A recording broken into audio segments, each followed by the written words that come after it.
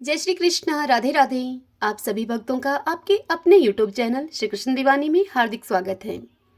आज हम बात कर रहे हैं पूर्णिमा की। पूर्णिमा का व्रत कैसे किया जाता है, इस व्रत की विधि क्या है, पूर्णिमा के कितने व्रत किए जाएं, पूर्णिमा के व्रत की पूजन की विधि क्या है, इस व्रत की उद्यापन विधि क्या है, इस व्रत के लिए कौन कौन सी सामग्री की हमें आवश्यकता होगी, और अंत में पूर्णिमा व्रत की कथा को सुनेंगे। तो आइए देर न करते हुए वीडियो को शुरू करते हैं। भक्तजनों, पूर्णिमा का व्रत सभी के लिए बड़ा ही लाभकारी है। पूर्णिमा का दिन भगवान शिव, भगवान विष्णु और माता लक्ष्मी का विशेष दिन है। इस व्रत को करने से हमें भगवान विष्णु, महादेव और माता लक्ष्मी का आशीर्वाद प्राप्त होता है। पूर्णिमा का व्रत सभी के लिए बड़ा ही लाभकारी है, चाहे वह धन की इच्छा रखने वाला मनुष्य हो या फिर विद्या की इच्छा रखने वाला, व सुख सौभाग्य की इच्छा रखने वाला ही क्यों न हो, सभी के लिए यह व्रत, पूर्णिमा का व्रत, लाभप्रद है। यह 3 व्रत आपके जीवन के लिए विशेष लाभकारी माने गए हैं। पहला है एकादशी का व्रत, दूसरा है सोमवार का व्रत और तीसरा पूर्णिमासी का व्रत। पूर्णिमा का व्रत सभी कर सकते हैं, चाहे वह पुरुष हो, स्त्री हो या फिर कन्या ही क्यों न हो। इस व्रत को सभी लोग कर सकते हैं। पूर्णिमा के दिन चांद अपनी सारी कलाओं से परिपूर्ण होता है। महीने में हमेशा 2 पक्ष होते हैं, एक शुक्ल पक्ष और दूसरा कृष्ण पक्ष। शुक्ल पक्ष के 15वें दिन पूर्णिमा होती है और पूर्णिमा के दिन आकाश में चंद्र पूर्ण रूप से दिखाई देते हैं। इसलिए पूर्णिमा के दिन चंद्रदेव का विशेष आशीर्वाद प्राप्त होता है। अब बात आती है कि पूर्णिमा का यह व्रत कब प्रारंभ करें।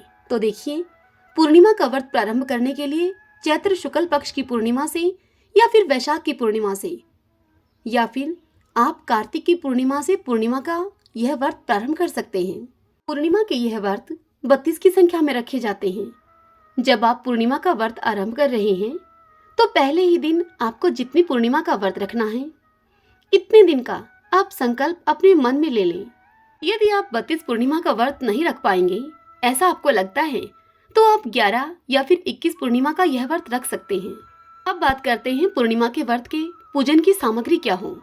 तो देखिए, पूजन के लिए मंडप के लिए केले के पत्ते की आवश्यकता होगी, पंच पल्लव, कलश के लिए लोटा, फल, रोली, कलावा, पुष्प, हल्दी, सुपारी, चौकी, दीप, तुलसी, पान, केसर, पंचामृत, चूरमे का प्रसाद, पीला वस्त्र, दूध और अक्षत।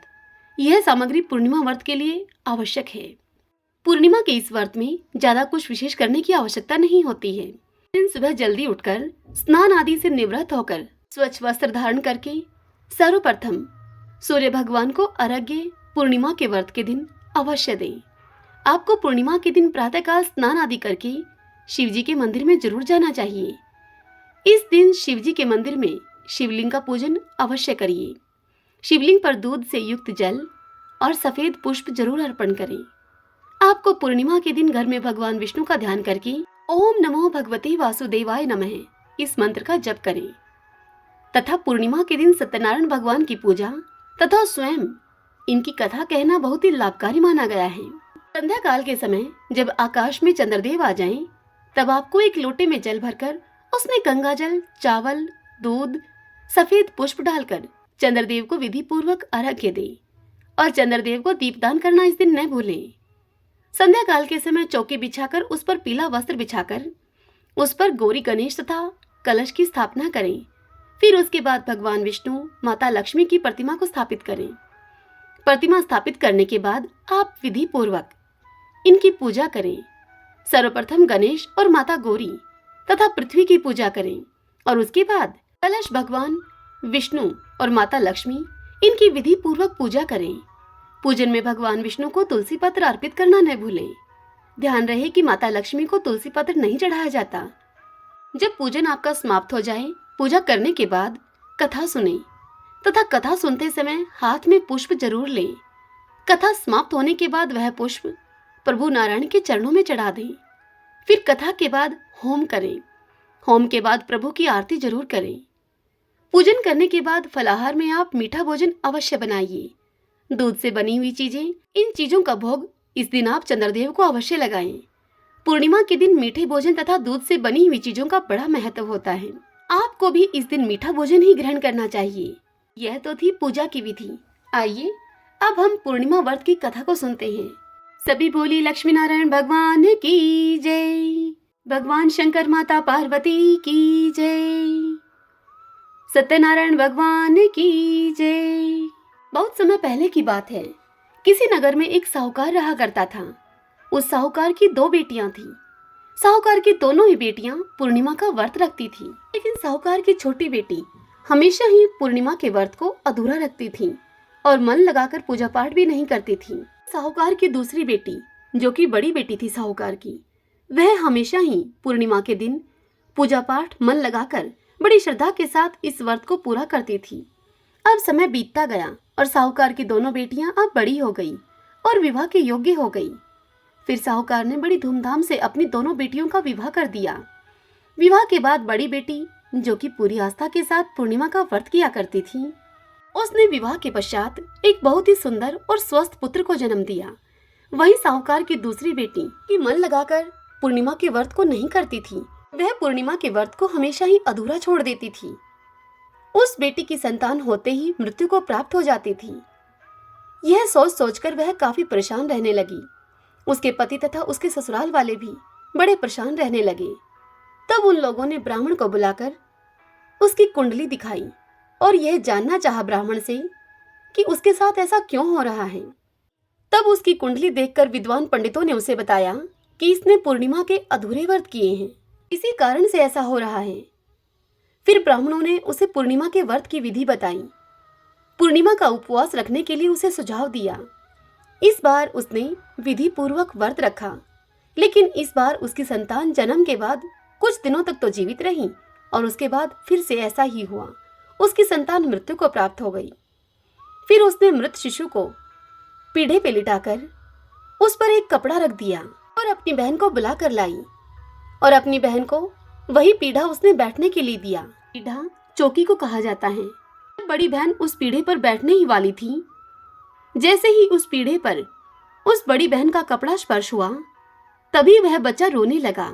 यह देखकर बड़ी बहन को बड़ा आश्चर्य हुआ और गुस्सा भी आया। वह अपनी छोटी बहन से कहने लगी कि तू अपने बालक को मारने का दोष मुझ पर लगाना चाहती थी। मुझे तूने बैठने के लिए यह पीढ़ा क्यों दिया जिस पर तेरा बालक सो रहा था? इस बालक को कुछ हो जाता तो क्या होता? यह सुनकर छोटी बहन कहने लगी कि दीदी, यह तो पहले से ही मरा हुआ था।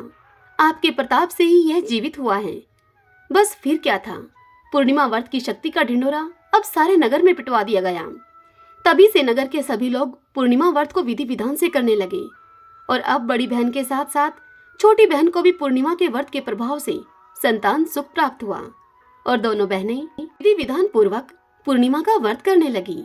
वे बोली लक्ष्मी नारायण भगवान की जय, भगवान शंकर माता पार्वती की जय। भगतजनों, पूर्णिमा के इस व्रत का उद्यापन भाद्रपद मास अथवा पौष मास की पूर्णिमा को करना चाहिए।